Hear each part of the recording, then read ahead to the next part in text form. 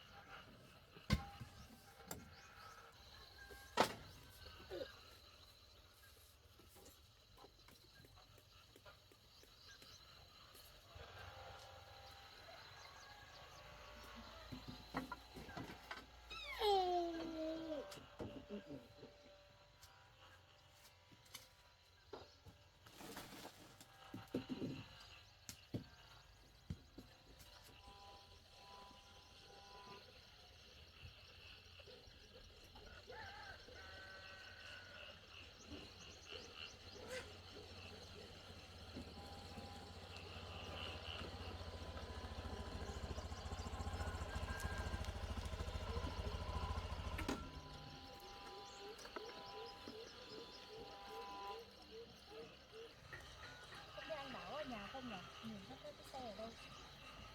Để là xe khác.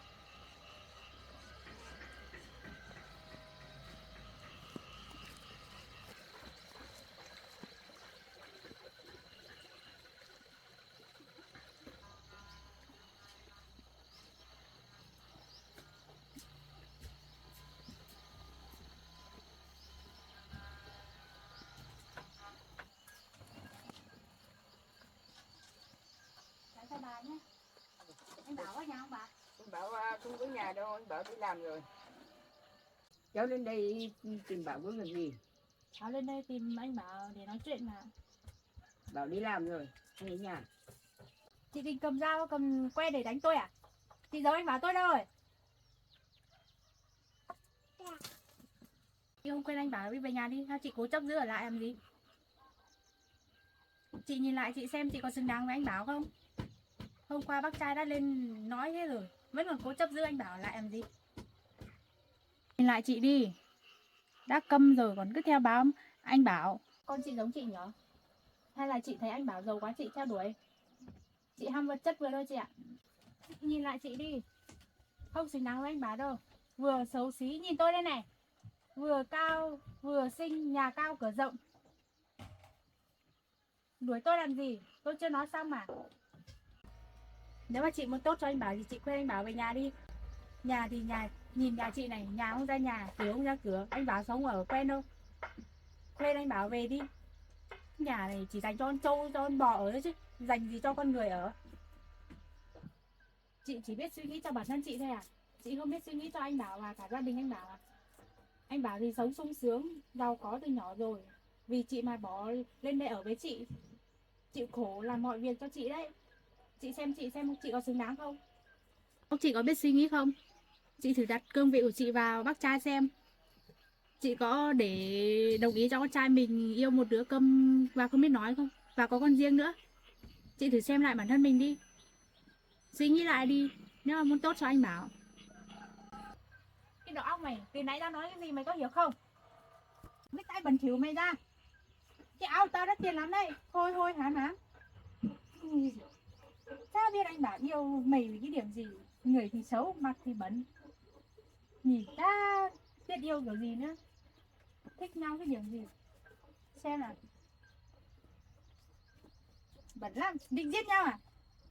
Tốt nhất đây mày bỏ anh Bảo đi. Đừng có để cho tôi lên đây nhiều. Đừng có để cho bác trai với tôi lên đây một lần nào nữa. Cứ đuổi tôi làm gì vậy? Chị không có bố mẹ à? Không có bố mẹ dạy dỗ đàng hoàng. Cứ có cái thái độ đi dụ dỗ con người ta làm gì nhỉ? Tôi không về đâu. Chưa nói xong. Tay bẩn bẩn cứ động vào tôi làm gì nhỉ? Người gì mà. Thôi thôi hả hả. Chả biết người yêu kiểu gì nữa. Nhà thì nên ăn nhà. Cháu ơi, cháu đi về đi. Cháu cũng không có cái gì tốt đẹp hơn cháu mình đâu. Cháu đừng ở đây làm nhiễu cháu mình nữa. Bà nói ít thôi, bà biết cái gì? Bà người già nhưng mà vẫn biết hơn cháu đấy. Vì Bà cháu già rồi cháu bà biết gì đâu. Đây là chuyện của tôi với Mận thôi, không được xen vào. Bà già rồi bà im đi. cháu mình là một người biết thương yêu người, nên cháu bảo mới về mới cháu mình. Bà không biết gì đâu, bà im đi. Đây là chuyện của tôi giữa Mận và tôi đấy. Bà cháu nên đi về đi, đừng ở đây nữa. Không về đâu. Bà khuyên cháu về đấy. Khuyên cái gì? Hay là bà với chị Câm này dụ dỗ anh Bảo về đây ở cùng? Cháu nên đi về đi. Không. Cháu không nên can thiệp về chuyện của cháu Mận và cháu bác sĩ bảo, nên cháu nên quay về đi. Bà thì biết cái gì? Bà già rồi, lầm cẩm rồi. Biết cái gì đâu. Cháu đi về đi, cháu đừng ở Mày đây thì bỏ anh Bảo đi. Tốt nhất là cháu đi về đi, cháu không nên ở đây làm Cháu không về nhiễu đâu. cháu Mận nữa. Hay là bà thấy bà với con Câm này thấy người ta giàu là cứ ăn bám dựa dẫm vào người ta à? Bà không phải là người ăn bám đâu, cháu còn trẻ quá, cháu đi về đi, cháu không nên nói những cái câu này cho bà với lại cháu Mận nhá. Cháu không về. Cháu còn trẻ người non dạ, cháu không biết cái chuyện này đâu.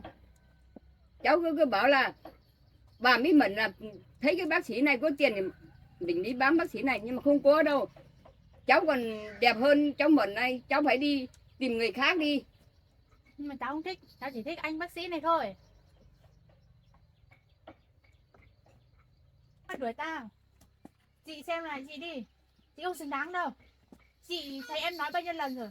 Bà từ bỏ anh, bà không bỏ. Cứ theo bà ăn nào làm gì.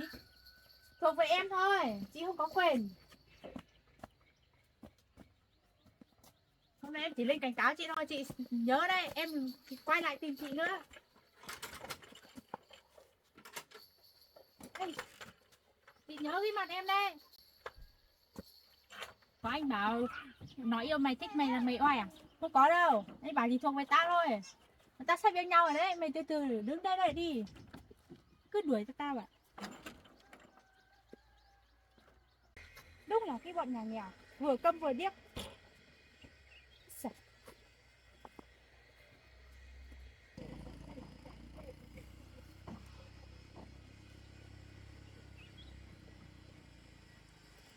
Con bảo với cái Linh nhớ cái bà Tân gì mấy hôm đó nó cứ bỏ anh bảo thôi, anh bảo cứ thuộc về mình.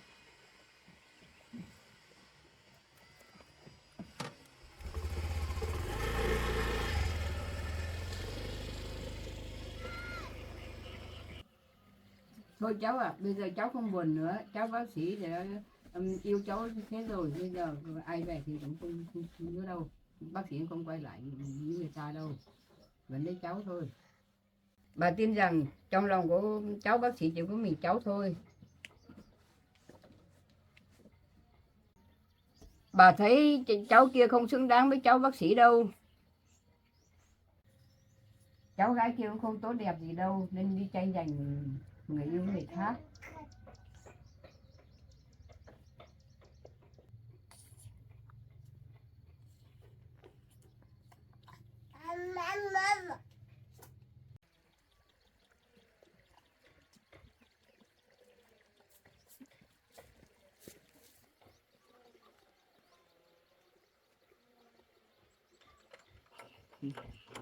Mận ở nhà mà sao lại chốt cửa thế nhỉ?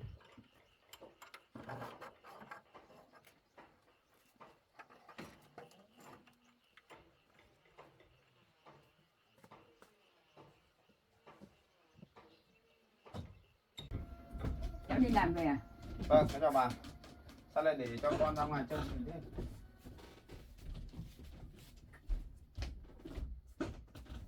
À, chú bé nào? Cho con chơi một mình ở ngoài nguy hiểm lắm nhá. Phải trông con cẩn thận em nhá. Nào, ngồi trên xe đẩy đi nào. Vào nhà chơi thôi. Này.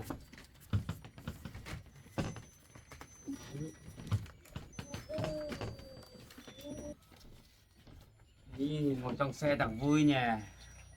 Bò làm gì cho nó bẩn nhỉ. Cháu ơi, cái nãy cháu gái kia được về quấy nhiễu cháu mình. Cái cháu mà hôm nọ bố cháu đưa lên đấy. Ừ. Lên đây làm gì? Nãy cháu gái kia về tìm cháu mà cháu không ở nhà. Cháu gái ấy còn nói những lời quá đáng với cháu mình. Thật hả em? Cái em này anh đã cảnh cáo mấy lần rồi mà. Sao chưa hiểu ra, chưa biết sợ nhỉ?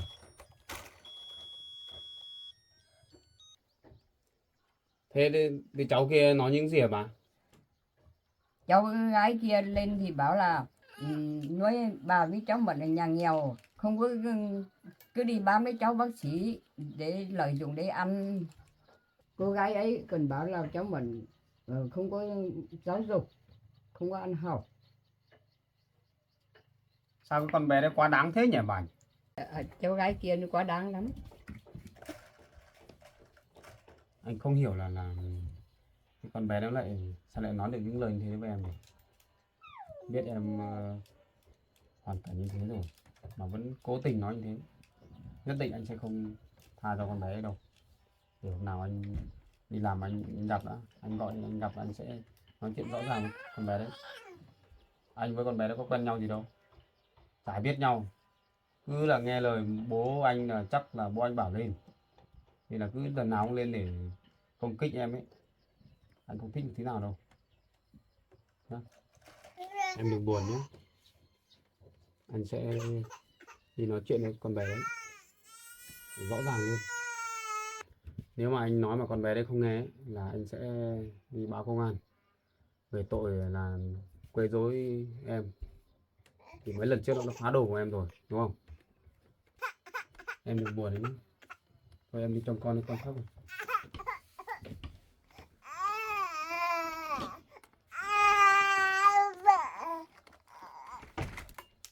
Con anh thế nào? Đi làm về mệt rồi. Được à, chú thương, chú thương. Rồi, đi chơi, đi chơi, đi chơi, đi chơi, đi chơi nha, đi chơi nhá. Chỉ có đi hóng thôi nha, đi hóng thôi. Không được đó thôi.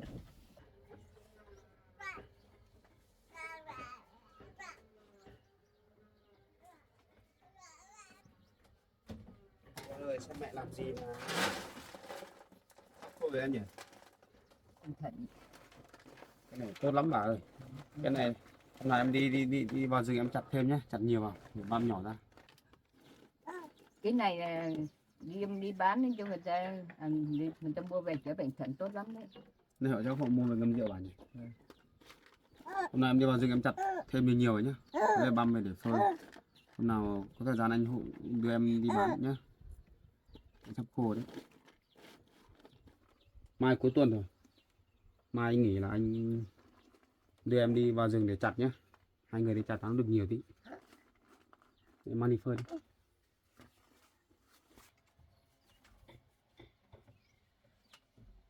Ở đây để trên cao khô nhanh.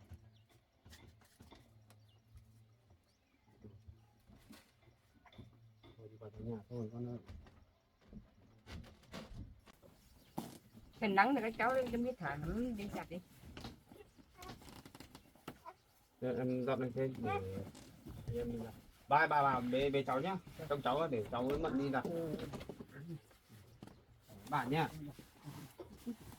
Đi đi vào trong này nhé. Đây cầm một cần.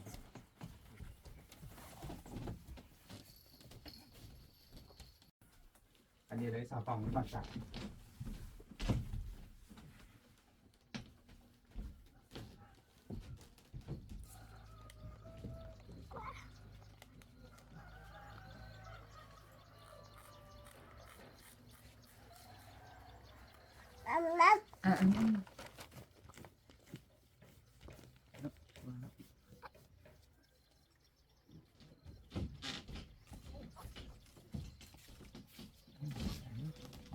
Ngồi trong cháu nhé. Vâng.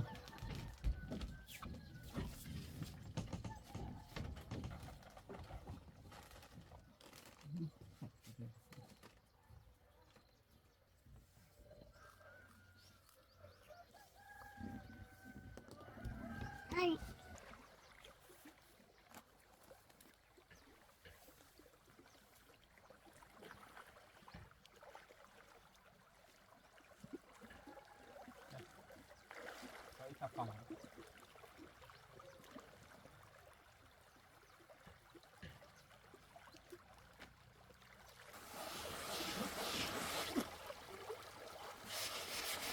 Cầm.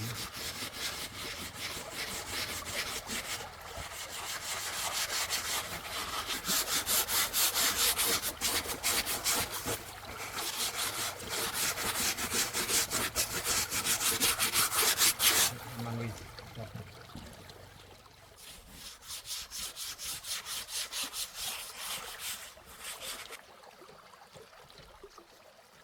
Được chưa?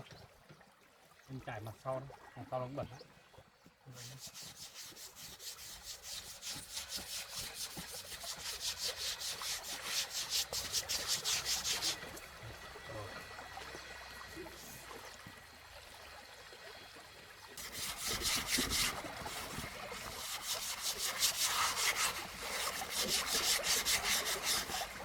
Em nghịch thế, làm một người mẹ là như của con ấy nhỉ. Giặt đi.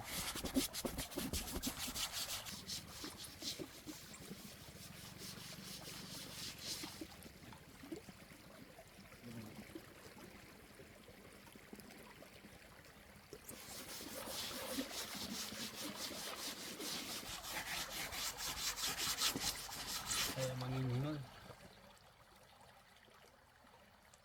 Em có con rắn dưới chân kìa. Sợ không? Anh chơi. Tưởng em không biết sợ. Này, anh chơi thôi, đi đặt tiếp. Không có đâu, không có rắn đâu. Anh đùa đấy. Tưởng xem em có sợ không.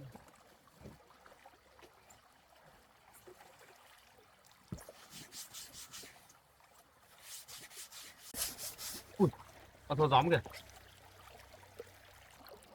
Ui, nhìn đáng sợ thế. Ui, anh sợ lắm. Em đặt cái này đi. Ghê quá. Anh sợ nhất là sâu gióm với rắn ấy. Anh sợ lắm. Em đặt cái kia nhé.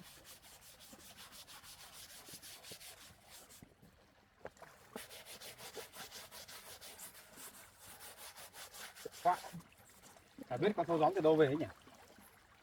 Đây là trên ngọn cây xoan này rơi xuống nhỉ. May con bé đấy, con to là anh chắc anh chạy mất rồi.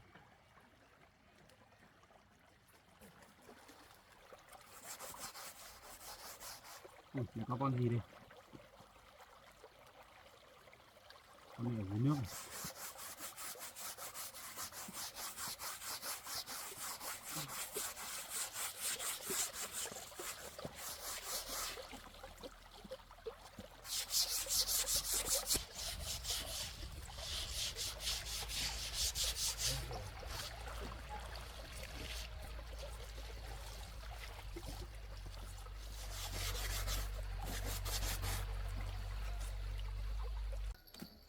Chà chà chà.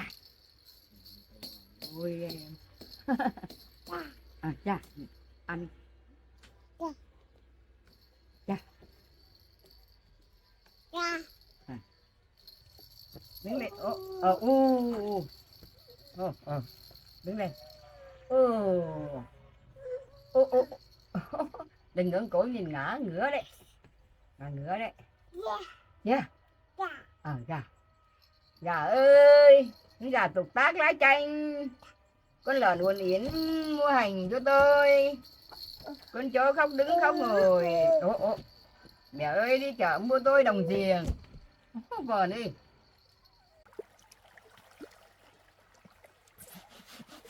Để miếng cuối cùng.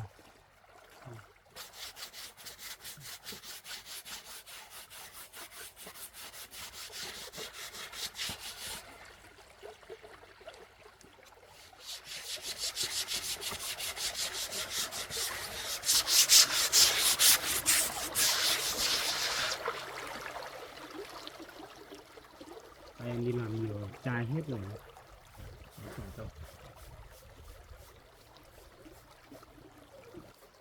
Cái này con ong em cần em ra kia ngồi nhá, để anh đi tìm hòn đá để anh cho em kỳ chân kỳ tay cho sạch sẽ nhé. Có cái ngồi trong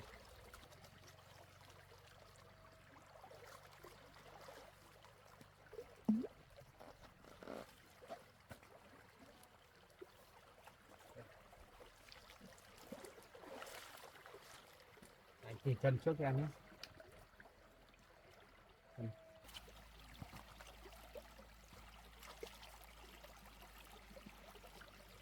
Anh kỳ không? Ui, chỗ này đau á. Em đi làm gì mà sao lại xếp chỗ này?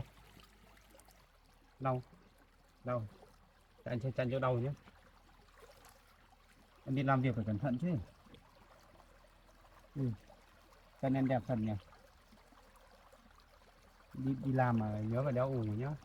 Đi ủng vào để chân nó đẹp này, chân em đẹp này.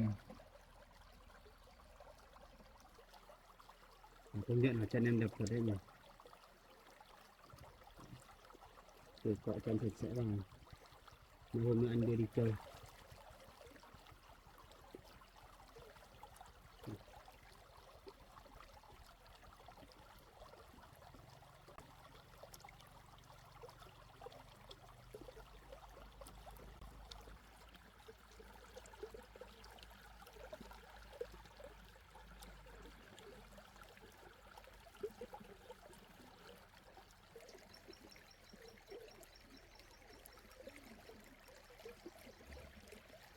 Anh không phải ngại đâu, để anh kỳ cho.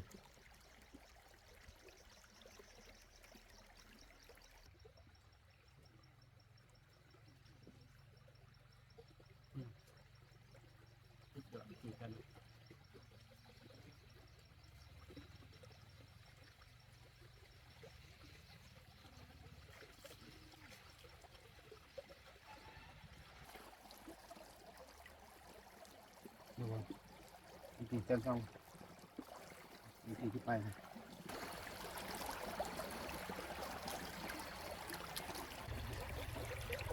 Đây em chắc làm nhiều việc quá, chai hết rồi.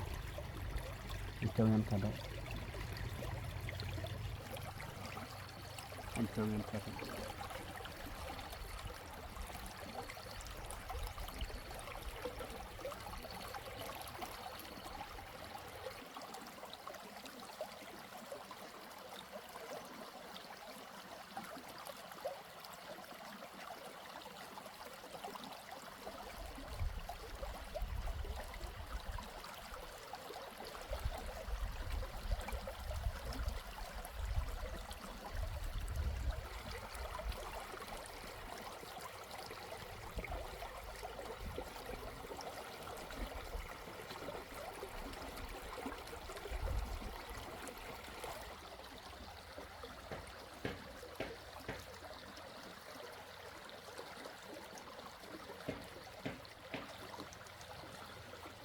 Em ngại.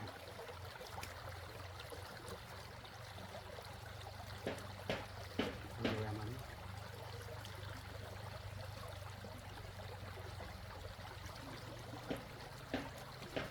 Mình đi chơi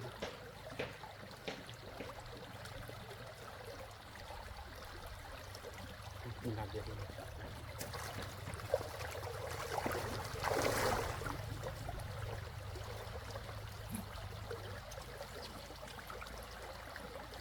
Cho mặt trắng nhé.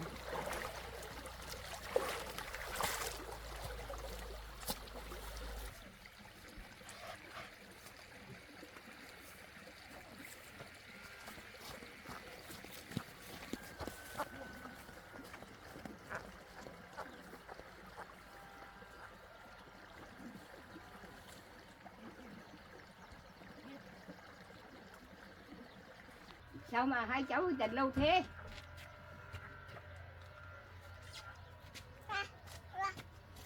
Nhiều thảm quá, giặt hơi lâu bà.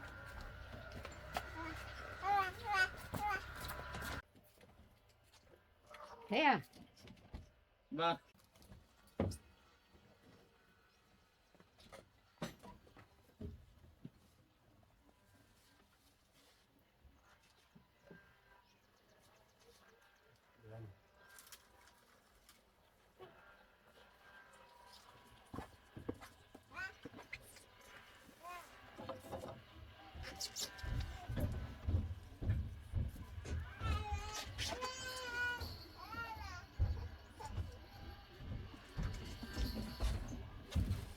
Có vẻ lớn mới chơi.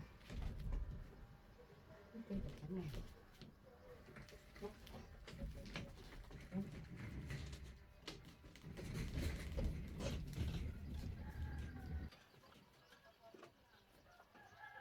Em mới làm nhà tắm à? Anh đang định mà rảnh rỗi anh hộ em làm, nhưng em làm được rồi. Nhà chú bế nào, chú vào trong nhà nhé. Rồi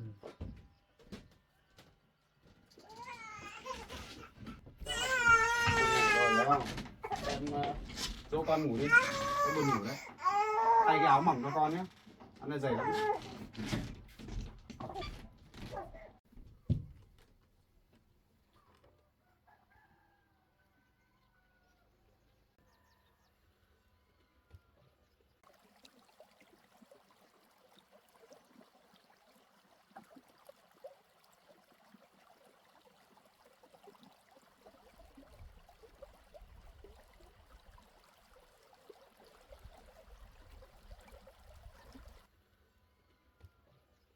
Cháu cười gì đây? Dạ không có gì đâu ạ.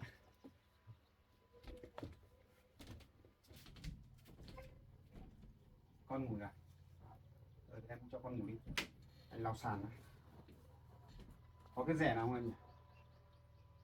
Bên ngoài.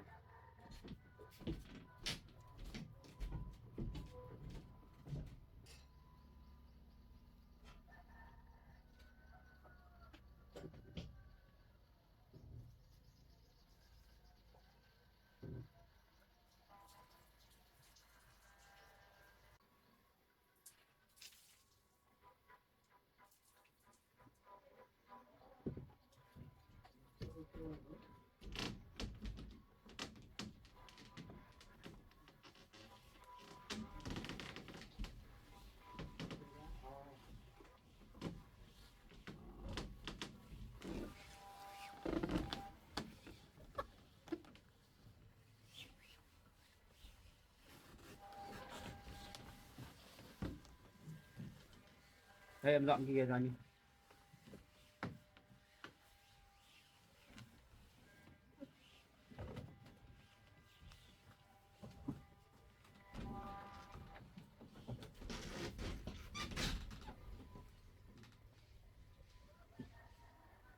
Em đi lấy chậu đựng nước xong rồi thì đây là anh giặt khăn, giặt lau tút vào đây để giặt.